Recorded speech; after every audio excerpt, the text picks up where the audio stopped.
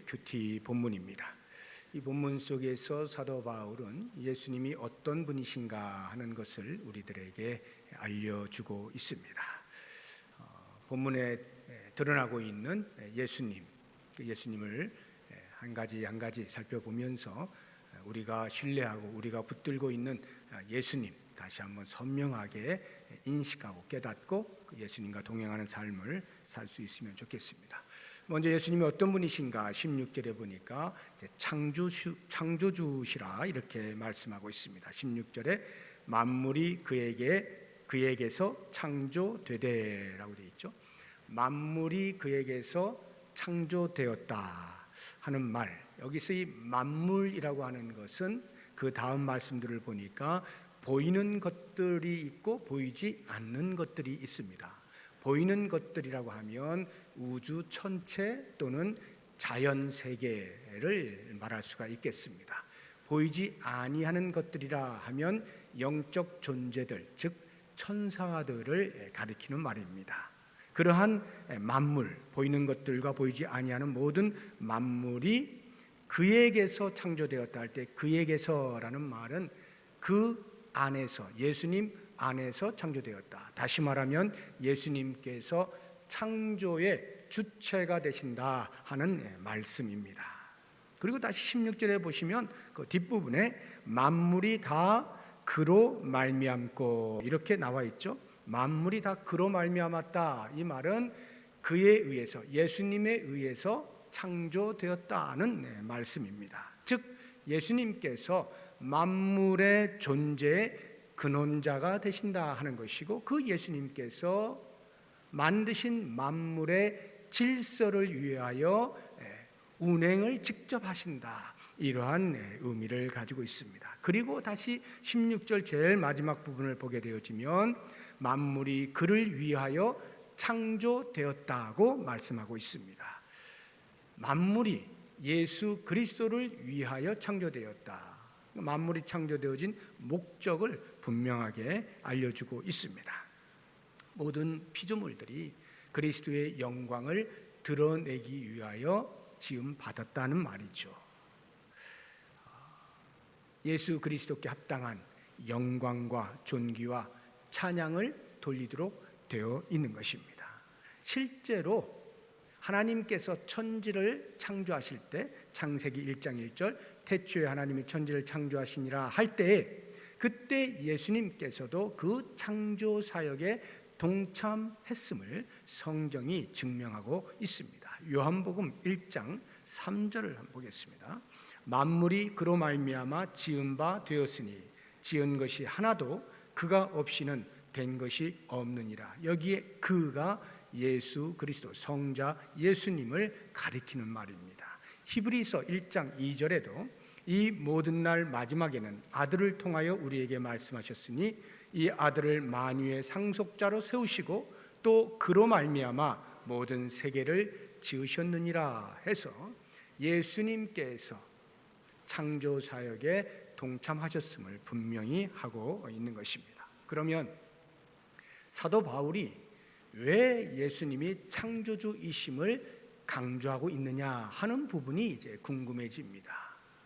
예수님이 창조주이시다라는 말의 의미는 예수님이 곧 하나님이시다 하는 말이에요. 여기 하나님이란 신을 말하는 겁니다. 예수님이 곧 신이시다 이 말이에요. 그래서 15절을 보시게 되면 본문 앞부분에 그는 보이지 아니하는 하나님의 형상이시요 이렇게 말해놨죠. 그는 보이지 아니하는 하나님의 형상이시요.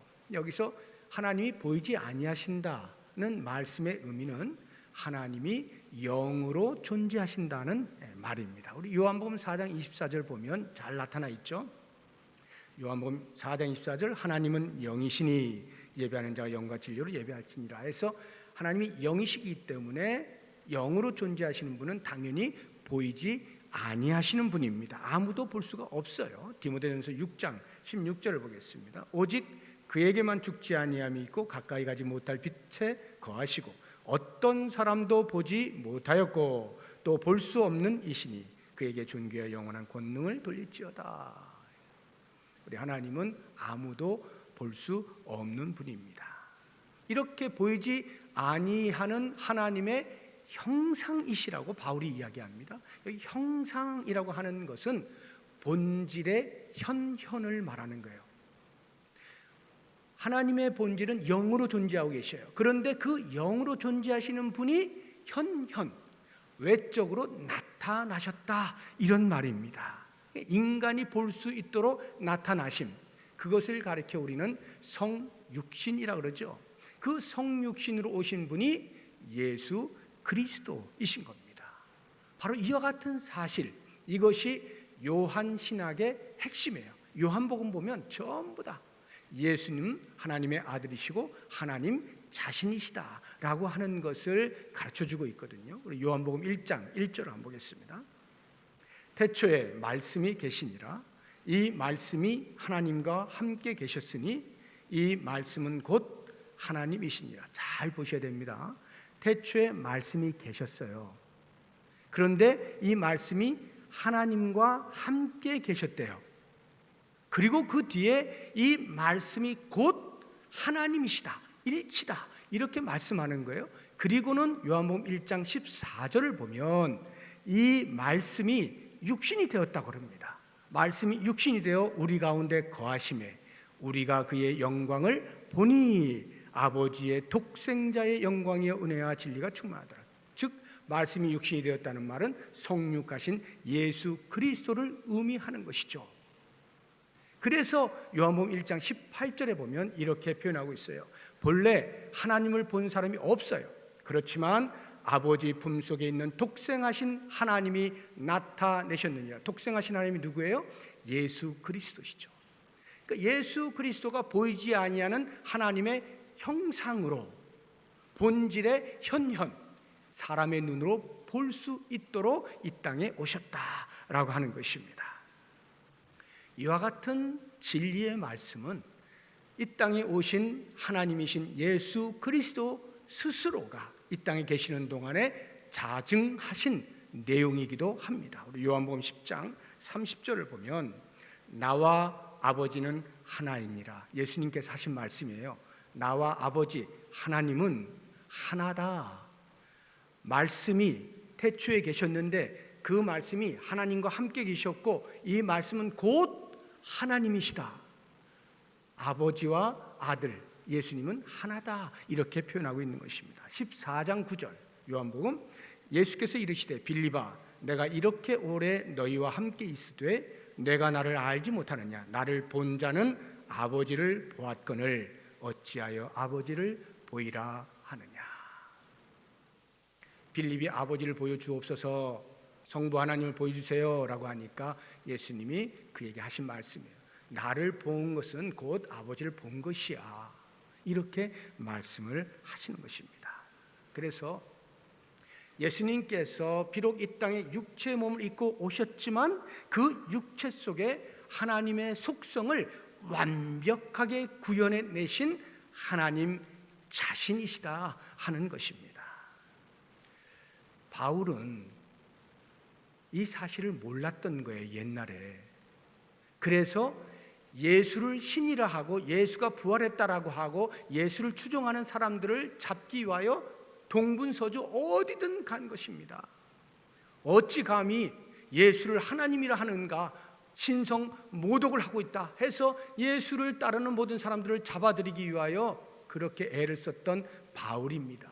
그런데 그 바울이 다메섹으로 그러한 사람들을 잡으러 가는 그 길 중간에 빛으로 예수 그리스도를 만나게 되죠.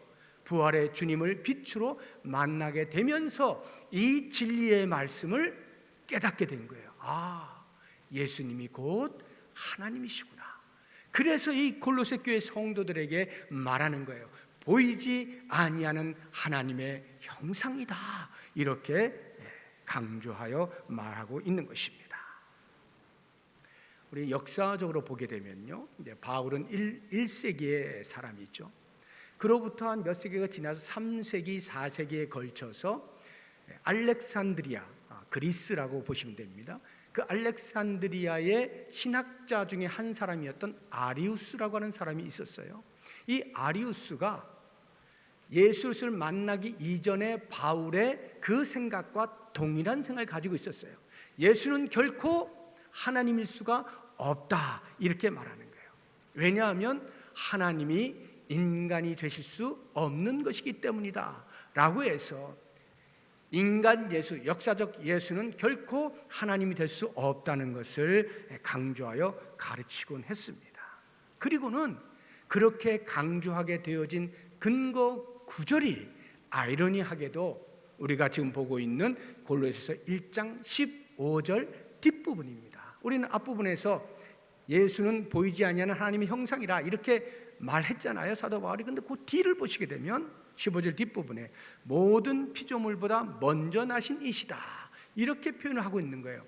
모든 피조물보다 먼저 나신 이 예수 그리스도, 그렇게 표현을 함으로써 아리우스라고 하는 신학자는 봐라, 예수는 모든 피조물보다 시간적으로 먼저 났거나 아니면 능력적으로 좀 더 뛰어난 자다. 그러니까 피조물 가운데에서 뛰어난 존재이지 예수가 신은 아니다, 이렇게 가르치게 된 것입니다. 그런데 여기에 이 말씀의 의미는 그렇게 시간적으로나 능력적으로 다른 피조물보다 더 뛰어난 이런 의미가 아니에요. 여기에 이 모든 피조물보다 먼저 나셨다라고 하는 표현은 모든 피조물 가운데서 이런 의미가 아니라 모든 피조물과는 구별되는 존재라는 의미예요. 모든 피조물과 구별되는 존재로서 원래부터 계셨던 분, 예수님은 하나님 자신이시다 하는 것이죠. 근데 그것을 알지 못하는 아리우스가 이렇게 문자적으로 해석을 하며 가르치다 보니 그 당시에 삼위일체를 가르치고 알렸던 많은 신학자들이 아리우스를 그의 신학 사상에 대하여 이제 검증을 하게 된 것입니다. 그래서 AD 325년에 있었던 니케아 공의회에서 이 아리우스의 사상을 이단 사상으로 단죄하게 됩니다. 그리고 381년, 그로부터 한 50여 년 후에 있었던 콘스탄티노플 공의회에서 다시 한번 그 니케아 공의회에서 이단이라 정죄한 그 사실을 한 번 더 확증을 함으로써 그때부터 기독교는 철저하게 삼위일체의 신학을 가지게 됩니다. 만약 그때에 그러한 일들이 없었다고 한다면 삼위일체의 신학 사상은 아마 우리들에게 들려지지 않았을런지도 모릅니다. 예수님이 창조주이시다, 모든 만물이 예수 그리스도를 위하여 지음을 받았다라고 하는 이 사실을 사도 바울이 골로새 교회 성도들에게 알려줄 때 오늘날 우리는 이 말씀을 들으면서 어떻게 적용을 해야 될까 생각해 보면 먼저 이런 것을 적용할 필요가 있습니다. 하나님께서 아담과 하와를 지으시고 우주 만물을 만드신 다음에 이 우주 만물을 다스려라, 정복해라, 땅에 충만하라, 이렇게 말씀하시잖아요. 그것을 우리는 보통 문화 명령이라고 하는데요, 이 문화 명령을 잘못 이해한 사람들은 인간을 위하여 온 우주 만물 자연세계가 창조된 것으로 착각을 하는 거예요. 그래서 그 자연세계를 인간의 유익을 위하여서는 얼마든지 활용할 수 있다라고 주장을 하는 것입니다. 그래서 인간의 유익을 위하여, 문명의 이기를 위하여서 자연을 훼손하고 마음대로 개발하고 하곤 해왔던 것이죠. 그러한 것들의 결과가 어쩌면 오늘날 코로나와 같은 이러한 잡기 쉽지 않은 이런 전염병들이 돌게 되어지는 원인이기도 한 것입니다. 자연을 우습게 여기고 자연을 방치하거나 인간의 유익의 목적만을 위하여서 개발해 나아갈 때 그 자연이 창조주이신 예수 그리스도를 목적하여 있을 수 있도록 만들지 아니한 그러한 결과로서 우리는 숱한 자연재해들을 만나게 되는 것입니다.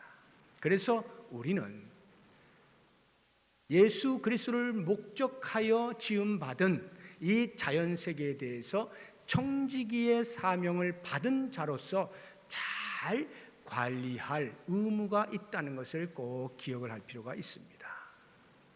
자연 세계에 대해서 다른 어떤 사람들보다 우리 기독교인들이 더욱더 민감하게 잘 살펴서 관리하고 보존해야 될 그런 사명이 있다는 것 기억하시면 좋겠고요.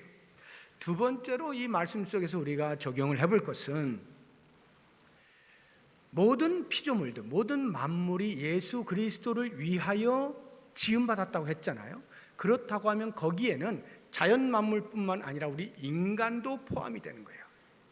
우리 인간도 피조물이잖아요.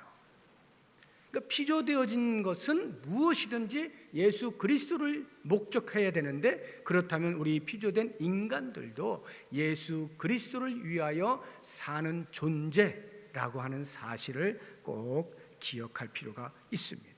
우리가 그리스도를 위하여 존재한다는 말의 의미, 그것은 곧 예수 그리스도가 우리의 경배의 대상이 된다는 거예요.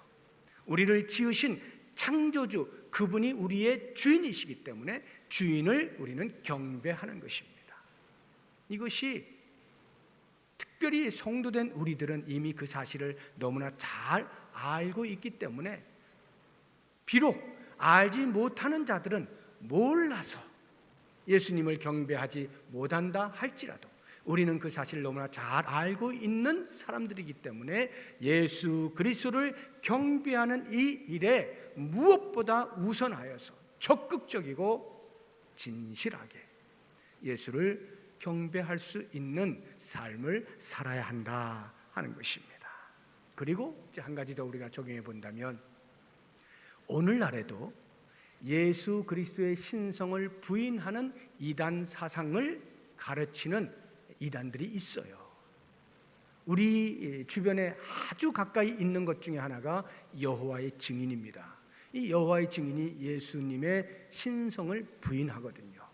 그러니까 이런 것들은 철저하게 성경과 다른 것을 가르치는 것이기 때문에 우리가 철저하게 배격할 수 있어야 돼요. 그것은 우리가 예수 그리스도가 어떤 분이시냐 하는 분명한 사실을 인식하지 못하면 그러한 말들에 현혹될 수가 있는 것이죠.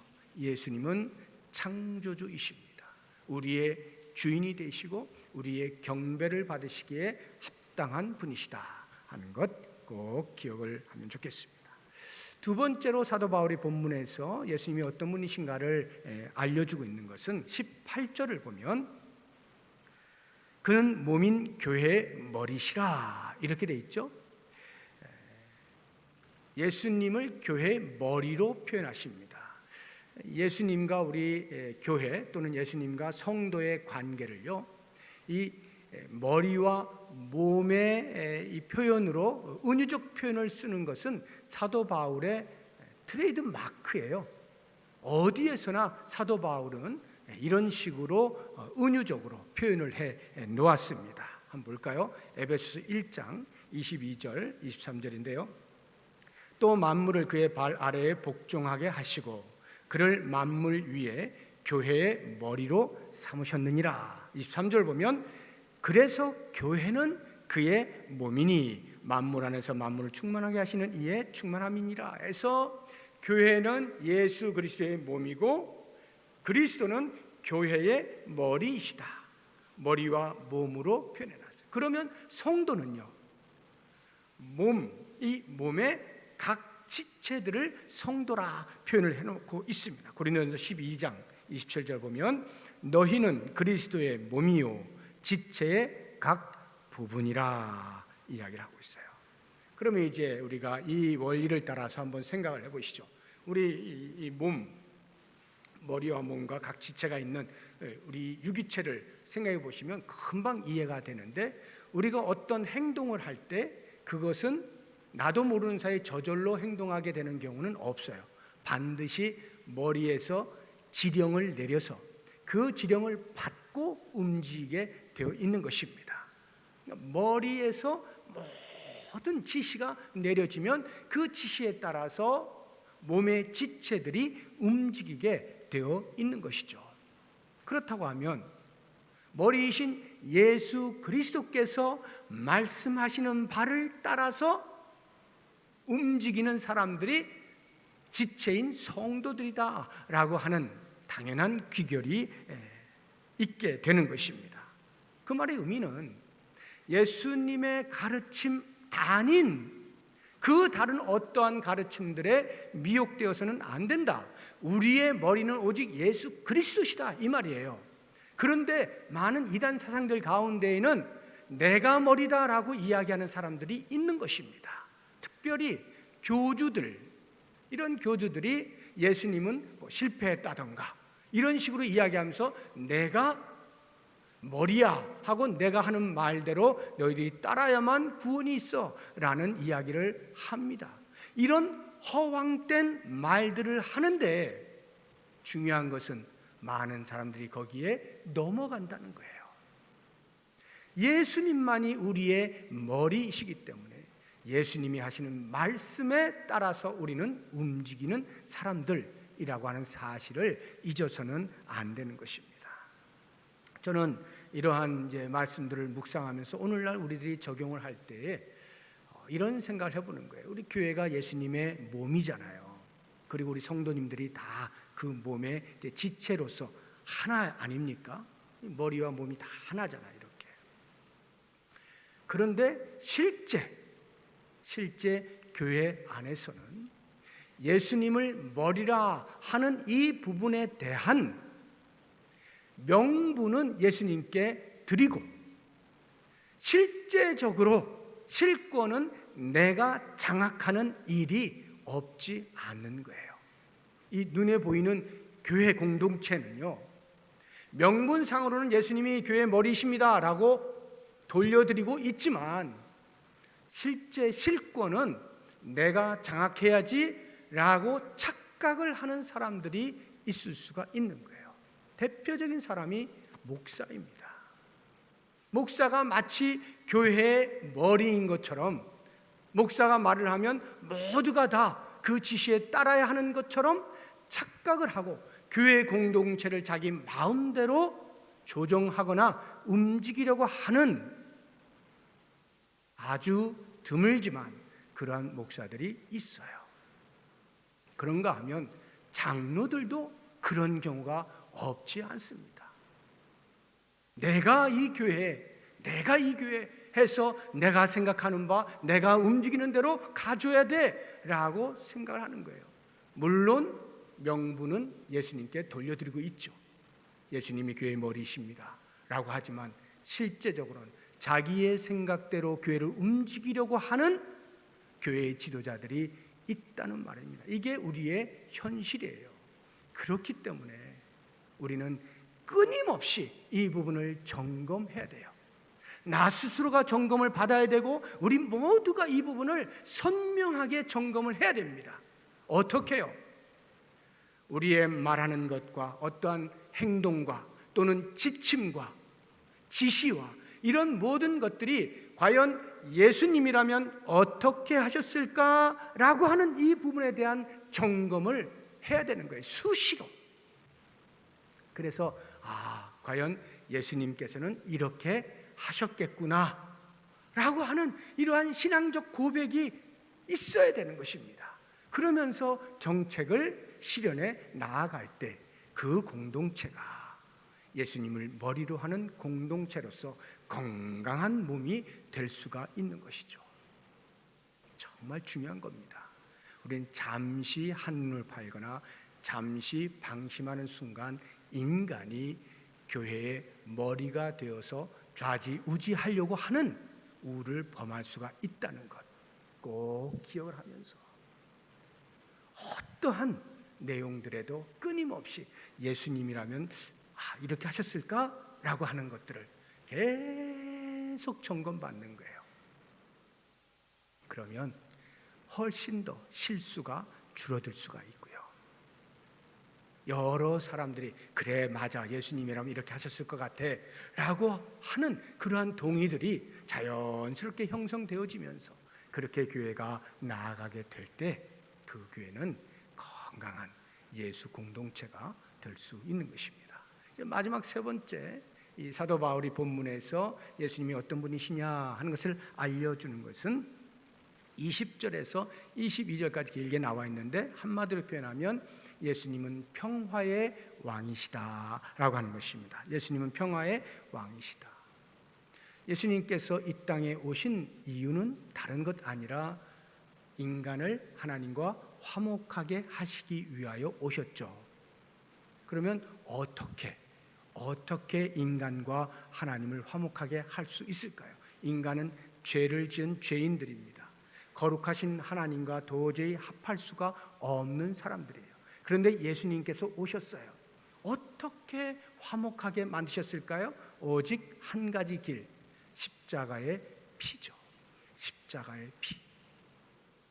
십자가에서 흘리신 그 피로 말미암아 인간과 하나님을 화목하게 만드셨어요. 그러면 왜 피여야만 하느냐 할 때 하나님께서 그렇게 제정을 해 놓으셨어요. 오직 피만이 죄를 사할 수 있다라고 제정을 해 놓으신 거예요. 우리 레위기 17장 11절 한번 보겠습니다. 육체의 생명은 피에 있음이라.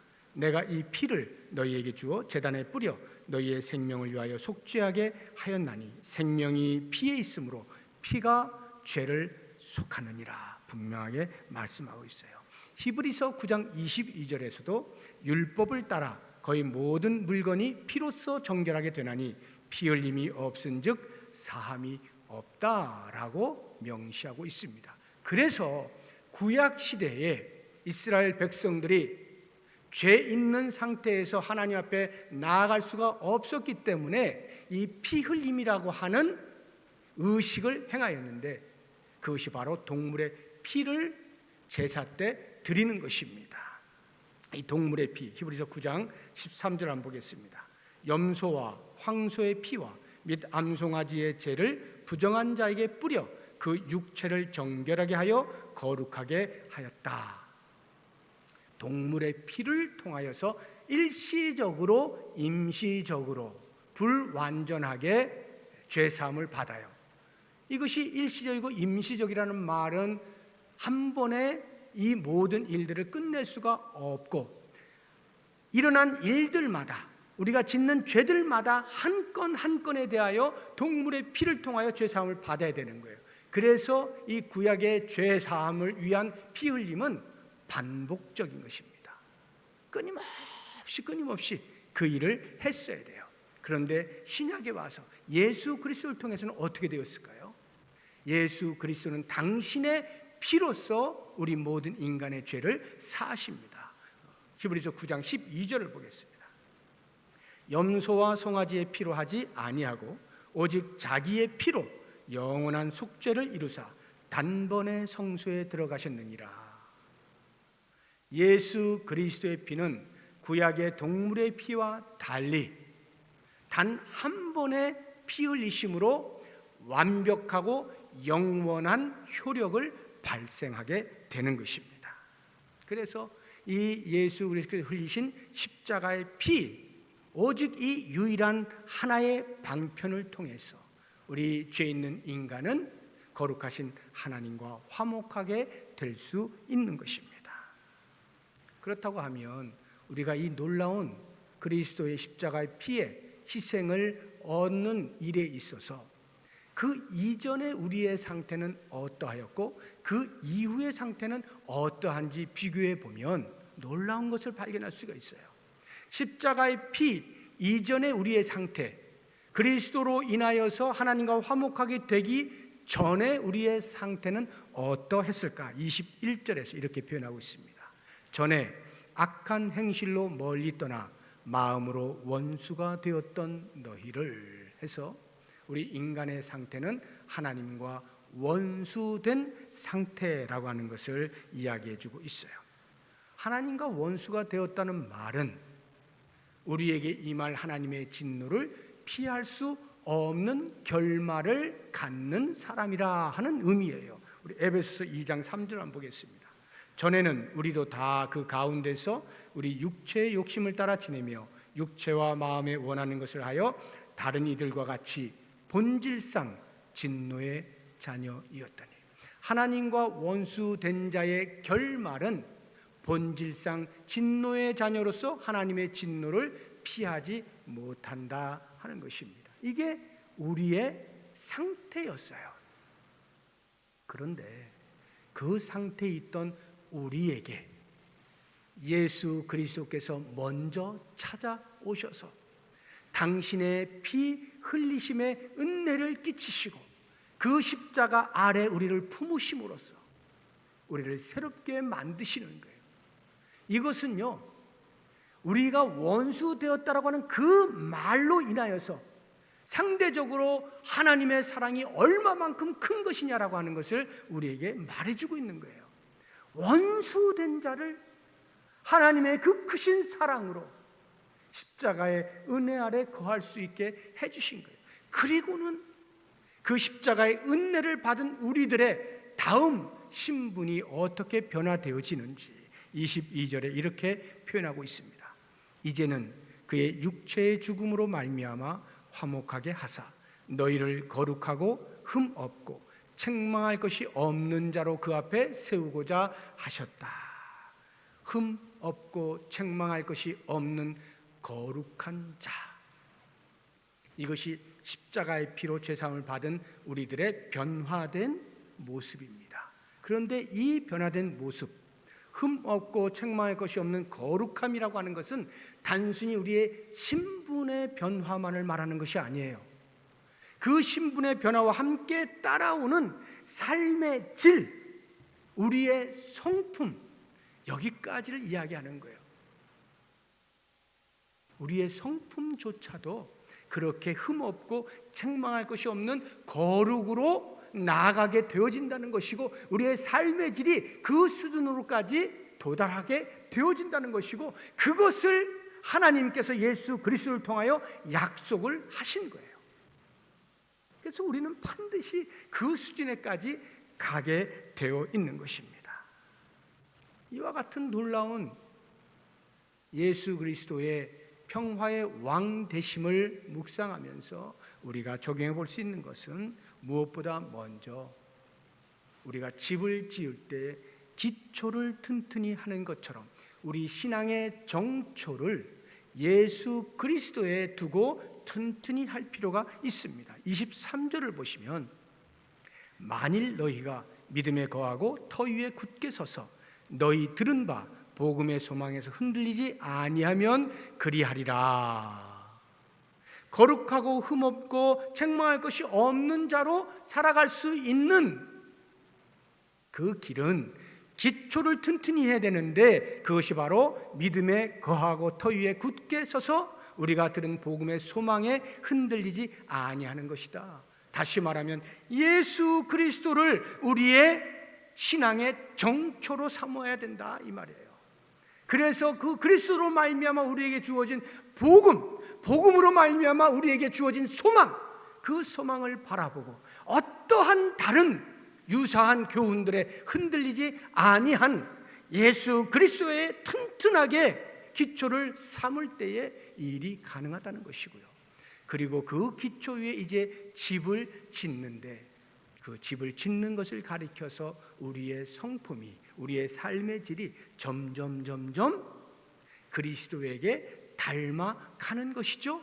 그리스도의 장성한 분량이 충만한 데까지 이르는 것이죠. 그래서 에베소 4장 13절에서 이렇게 말씀하고 있는 겁니다. 우리가 다 하나님의 아들을 믿는 것과 아는 일에 하나가 되어 온전한 사람을 이루어 그리스도의 장성한 분량이 충만한 데까지 이르리니, 그리스도에게까지 자라나는 것. 그래서 우리들은 예수를 믿어서 하나님 나라의 백성이 되어진 새로운 아이디를 받은 사람들이에요. 새로운 신분이 된 사람들이에요. 그래서 이제는 하나님의 백성답게 예수 그리스도에게까지 자라가는 성숙함이 우리에게 요청되어지고 있는 거예요. 물론 이와 같은 것도 우리 하나님께서 성령을 우리에게 보내주셔서 내주하게 하심으로 성령을 통하여서 얼마든지 우리가 그와 같은 삶을 살 수 있도록 도우시는 거예요. 지원하시는 거예요. 그러면서도 우리의 자유의지를 기다리시는 거예요. 그래서 그리스도에게까지 계속 자랄 수 있도록 뒤에서 격려하고 힘을 더해 주시면서 그래 잘하고 있다 하면서 거기에까지 도달하도록 마침내는 거기에 도달하도록, 그래서 예수 그리스도 앞에 서는 날에는 우리도 그리스도처럼 되어질 것을 목표하며 갈 수 있게 하신다. 그렇다고 하면 오늘날 우리가 이 땅을 살면서 예수 그리스도를 믿음으로 말미암아 신앙생활하는 모든 신앙의 우리의 목표는 그리스도에게까지 자라는 것임을 기억하고, 예수 그리스도가 평화의 왕으로 오셨다는 것은 결국 하나님과 화평되어지는 신분의 변화뿐만 아니라 그리스도에게 자라는 것임을 기억하여 우리가 마지막 날 주 앞에 설 때 그렇게 영광스러움에 처할 수 있는 복을 위해 오늘을 성숙을 위하여 최선을 다하고 말씀대로 살아낼 수 있는 우리 모두의 삶이 되기를 주의 이름으로 축복합니다. 기도하겠습니다.